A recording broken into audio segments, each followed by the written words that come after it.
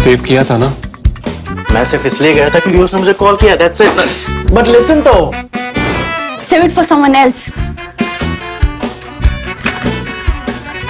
जिंदगी में सेव करना जरूरी है, मगर जब बात पैसों की हो, सिर्फ सेविंग से काम नहीं चलेगा। इक्विटी म्यूचुअल फंड्स में इन्वेस्ट कीजिए और अपने सेविंग्स को आगे बढ़ने का मौका दीजिए। Mutual fund investments are subject to market risks. Read all scheme-related documents carefully.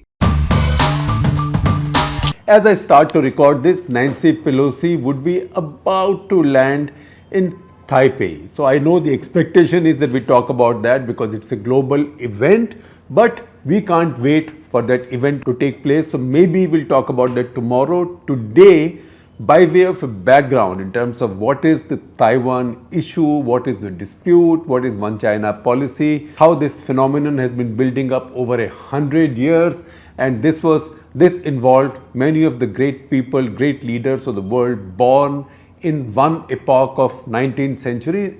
I have shared an earlier episode of Cut the Clutter that I had done, episode 590, earlier this morning, and you can check that out for a lot of the background, understanding the issues. But today, our immediate attention is on what happened in Kabul.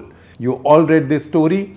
In Kabul, in one of the more exclusive regions of Kabul, and this is the area where the new rich of Kabul, Afghanistan, the new elite, that is the technocrats who came into power, who were empowered with Western money, and also warlords and others who had bought land and built fancy places. There, a drone attack was carried out by an American Reaper drone, presumably an MQ-9 Reaper drone. You can see what it looks like.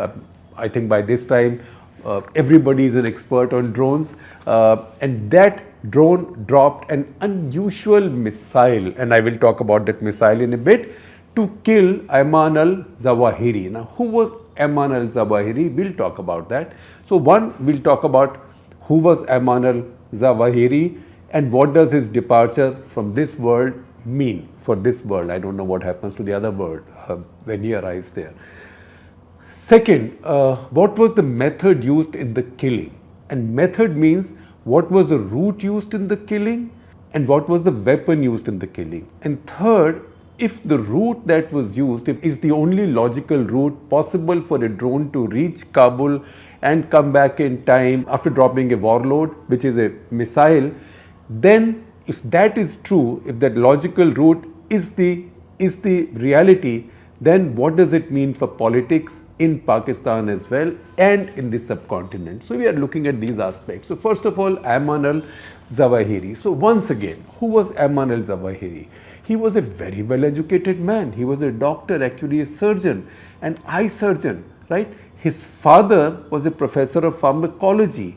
His grandfather was the head imam of Al-Azhar Mosque. Al-Azhar Mosque is one of the most important mosques in Islam. He was not somebody who grew out of the slums. He was from the Egyptian elite.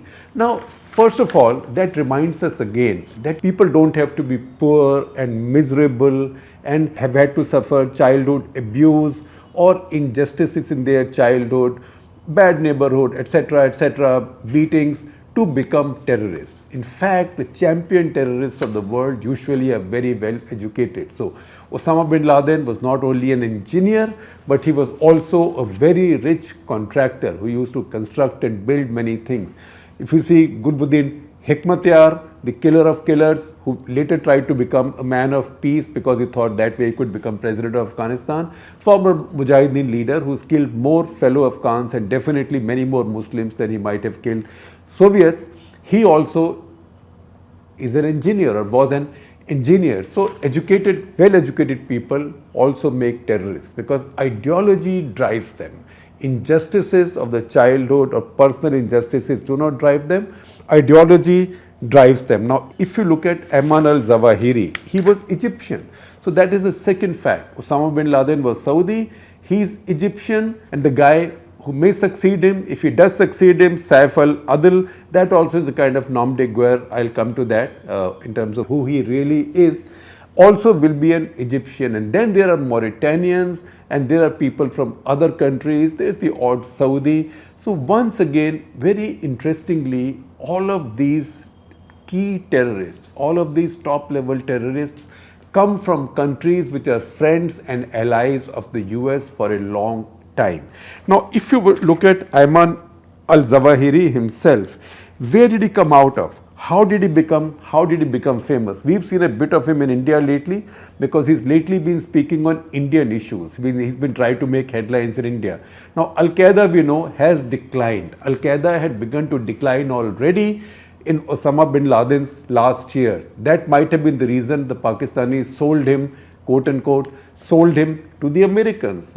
And I'm sure some brigadiers and some lieutenant generals in Pakistani army, if not the chief himself, became very wealthy as a result of what they did.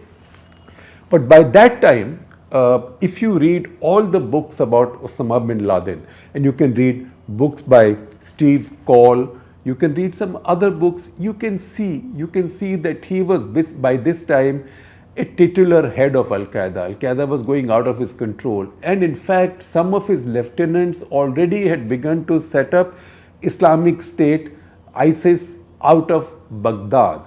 So he had lost control, Al-Qaeda had also faded, and a new, more right-wing, more conservative and more malevolent organization was coming up by the name of ISIS, and his people were sort of graduating from this training ground, from this academy into ISIS.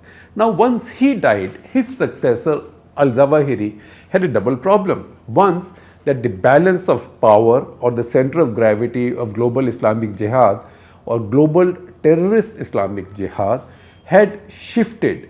It had shifted from Al-Qaeda to ISIS. So Al-Qaeda was a pale shadow of itself. So he needed to find relevance, and the Americans had not left immediately after killing Osama bin Laden. They were hanging on in Afghanistan. Pakistan also went through some changes until Imran Khan came back, and once again this lot felt a bit more secure with the Pakistanis. So he had to find relevance. So he was trying to find, if I may describe it like that, he was trying to find markets elsewhere where local conflicts existed and where he could recruit local Muslims to his side to carry out headline making activities. Because, you know, in the marketplace of terrorist jihad also there is competition. So he now had to compete with ISIS, and that's the reason he was talking about India a great deal. So in fact, when that Muskan Khan hijab rawing incident happened in Karnataka, he came out, he issued a video, he said wonderful things about her, he called her his sister, and he said that she had exposed the fraud that goes on in the name of secularism, constitutionalism, democracy in India, etc., etc. All of this, he said, was just an excuse or cover for suppressing the Muslims. He also said that although I am not a poet, al-Zawahiri said that although he is not a poet, he's still composed a poem in praise of Muskan Khan. So he also read out his poem. So he is the man who's gone. So obviously there will be some relief on the Indian side that one more has gone, and that means Al-Qaeda. Now Al-Qaeda may be a pale shadow of itself, but the fact is it grew from Afghanistan next door to India. It had a much closer Pakistani connection than ISIS did. ISIS is much more a Middle Eastern Arab phenomenon, not Al-Qaeda. So to that extent, it's also a relief for India. Now that is one point. The second point to understand about him is, how was he killed? So he was killed when apparently he was standing in a balcony. Now, first of all, it also reminds us that either there is something between Al-Qaeda and the Taliban, which means Taliban are still hosting Al-Qaeda in their country, and the remaining Taliban leadership finds safety or sees safety in Afghanistan. Presumption so far was that Zawahiri was hiding somewhere in Karachi because it's a big crowded city, nobody will carry out a strike there. But he was in Kabul, which means, one, that Al-Qaeda and Taliban work closely together. He couldn't be there without the Taliban knowing it, particularly in this location, because apparently members of the Haqqani family also live thereabouts. Haqqani family, which is now a kind of ruling family of Afghanistan, among the Taliban, the most dominant faction, and whose members also carry multi-million-dollar bounties on their heads, but roam around quite freely and quite safely. And second, if that is true, did the Taliban sell him out to the Americans? Because Taliban are trying to reach out to the Western world now. Did the ISI sell him out to the Americans? Which sounds like more of a possibility, and we'll come to that. Now, why would the ISI, Taliban, we can see that they might do it because it suits them. They are now trying to find legitimacy with the Western world, and they want their regime to be recognized because they know that they are in power. They don't have particularly the stomach to keep on fighting a war anymore. So he is expendable. Al-Qaeda guy is expendable. He's a liability for us. This is his address. He stands in the balcony. That's his lifestyle. In fact, even if you read American press, they are saying that one reason the CIA was able to precisely identify where he is, who he is, was his habit of roaming around in his balcony, of hanging out in his balcony. And that is where he was hit. He was in his balcony when he was hit by this specialized missile, and we'll talk about that in a minute. So, did Taliban sell him out? Did ISI sell him out? Or did both sell him out? And that's where in Pakistan it raises many questions about Pakistan, which will have impact or implications for Pakistan's own politics. Now, just a couple of days back, we saw that Pakistani Army Chief General Bajwa had made a phone call, had a phone conversation with Gen Sherman, the Deputy Secretary of State in Washington. Now, it was widely believed that he had made that call to seek America's help to put pressure or nudge the IMF to clear that bailout, because Pakistan is on the verge of a default now. And a big country like that defaulting, and one default leads to many others, because that spreads panic. So was it to call a Deputy Secretary of State for help with an IMF loan? Now this led to a lot of controversy in Pakistan. Imran Khan also criticized him for it. Many other people also criticized. They think, what business does the Pakistani Army Chief have to call an official of another country while there is an elected government in place in Pakistan? Second, why is the Chief of Army Staff in Pakistan calling a mere Deputy Secretary of State? Now, I'm using that mere very carefully, because Chief usually would talk to the Chief. That is not to say that Gen Sherman's is not an important job. So why was that phone call? It was a bit intriguing that that phone call would be only about an IMF loan. So now a connection is being drawn. That was that phone call then to set up this raid in Kabul, because you know why? A Reaper drone. How does a Reaper drone reach Kabul? It has to either overfly Iran, even if it takes off from, look at the map of that part of the world. It can take off from Qatar, UAE, any of those places. So either it has to fly over Iran or over Pakistan. Flying over Iran is an impossibility. It's not going to happen, because Iranians will not let it go through. And Iranians have sufficiently good air defense to track a drone of that size, a high-flying drone of that size. If it went over Pakistan, Imran Khan had made that big boast that he doesn't allow any overflight rights. So, did that phone call have something to do with a possible overflight right for this drone? So, something happened, and the truth is that if that kind of a deal was made, Pakistani intelligence has played this game for a very long time. Anytime they want something from the Americans, they usually sell out one of these terrorist leaders to them, or they turn over occasionally even a Pakistani terrorist wanted by the Americans. Now obviously they will not turn over the chiefs of Jaish-e-Mohammed or Lashkar-e-Taiba to the Americans, and Americans would probably not even ask for them, because those are India-specific terrorists. But Pakistanis make these deals. So was this a deal made? And this will buzz for some time. How did this drone reach Kabul? Did it come from Central Asia, Kazakhstan, Uzbekistan? Unlikely that such a thing can happen without the Russians knowing. And given the current state of relationship between Russia and America, with the war going on, Ukraine and sanctions, I am not sure that would then remain a secret, because right now it's difficult to imagine that the Russians also will be in cahoots over an operation like this. Now, what is it that the Americans used to kill him? That is very interesting, because Americans have had this trouble when they've used these drone strikes. Missiles and drone strikes have also caused a lot of collateral damage. So you see a bunch of people who you suspect are terrorists in the compound of a mosque or in the compound of a large house.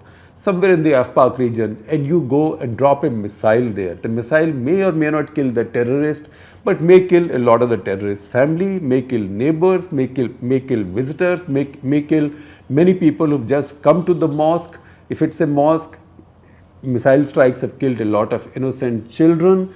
They've killed wrong people, because you cannot, a missile strike is not a bullet, not an assassin's bullet that takes out one victim. It is like a machine gun burst fire over a crowd that will take down many people. So this new missile has been developed, which is called Flying Ginsu. It's a nickname. It's not a real name. Flying Ginsu. So what's a Ginsu? Ginsu is a very sharp Japanese knife that is used for cutting steak, right? Now this is called Flying Ginsu because it also cuts its victim to death. Now see the sketch that our people have drawn. So this is a regular Hellfire missile. The structure looks like a regular Hellfire missile, but in the front it carries 45 kilos of fortified, strengthened metal. We don't quite know what the metal is, but I suspect it will be a very tough metal like titanium or an alloy with a lot of that stuff. I'm not a metallurgist. You ought to ask a metallurgist. Just before striking the target, these fins or these knife-like characters, 6 of these open out. 6 of these open out and they strike the target. One, there is momentum because there is weight in the front and the missile is also being driven by its fuel. And second, because these things cut. The important thing is, because it has so much weight in front of hardened metal, of strengthened metal, it can even break through, actually slice a neat hole through the top of a roof of a car, go inside, and that is when the blades come out and kill the man who's inside. So this is very precise, sort of a surgical way of killing. In this case, it took out a surgeon, yes, but it has killed many other people. This is not the first time this has been used, but this is the first time this has become so evident that this was used. This is Hellfire R9X. It's also called ninja bomb simply because it does not use any explosive in its killing act. Also, it minimizes collateral damage. Once again, I can't see how anything can completely guarantee there will be no collateral damage, but it does surely minimize that. So if you want to see some recent incidents, most recently the same drone, same missile and the same warhead of sorts, these 6 knives, it was used to kill a Syrian Islamist terrorist, that is Abu Hamza al Yemeni. He was killed in the Syrian city of Idlib. Again killed surgically like this. Before that, al-Qaeda second in command in 2017, that is Abu Hamzah al Masri, he was killed also using the same missile. And just after that, 2 more terrorists in Syria, 2 more Islamist terrorists in Syria from the same group, which is Huras al-Din, which is the group that Abu Hamza al Yemeni came from. They were also killed using the same missile. So this missile has now been used successfully in many cases, but if it failed in some cases, we will not know so easily. We will have to wait for somebody in the Western media to put that story out. We haven't seen that as yet. Now, there is something else in common between these people. After Zawahiri, who is the man most likely to succeed him? So the man most likely to succeed him is Saif al-Adl. Saif al-Adl, as I told you early on, is not his real name, it's his nom de guerre. It is like his name for the war. His real name is Colonel Muhammad Ibrahim Makawi. He was a colonel in the Egyptian army. The common thread here is that Saif al-Adl, or formerly Colonel Makawi, and Ayman al-Zawahiri, they were both among people, Islamists, who were arrested in Egypt for Anwar al-Sadat's murder, and they were tried for that assassination. So they were Islamists who were so angry that Sadat signed up for peace with Israel, recognized Israel, and also declared peace with Israel. So they were going to finish him. So they were arrested for the assassination of Anwar al-Sadat. After that also, they've never given up. They've carried on and on trying to do similar things. There are also Algerians like that Abu Ghayat. So in fact, these people, that is Saif al-Adl, who might be the successor now, and Zawahiri, they never got off that curb. after they got out of jail in Egypt, they tried to kill Sadat's successor also, Hosni Mubarak. So they tried to assassinate him, after which they tried to assassinate him in Ethiopia on his visit to Addis Ababa. When they failed, and Hosni Mubarak's police and security agencies then carried out a big purge in Egypt to take revenge for that. They carried out a car bomb attack in 1995 in Islamabad, the same year in which the failed Addis Ababa assassination attempt on Hosni Mubarak took place. They carried out a car bomb attack at the Egyptian embassy in Islamabad. So 2 cars laden with bombs drove into the embassy and blew themselves up, killing 16 people. So these guys have been up to no good and up to similar kind of things, similar kind of awful things for a long time. So as far as the departure of Zawahiri is concerned, this is not somebody who anybody but maybe his immediate family will mourn over. But the fact also is, or the sobering truth is, that when one Zawahiri goes, more will come up, and who knows, just as in place of al-Qaeda, an even more malevolent organization came in, that is ISIS, maybe the successors will also be even more violent.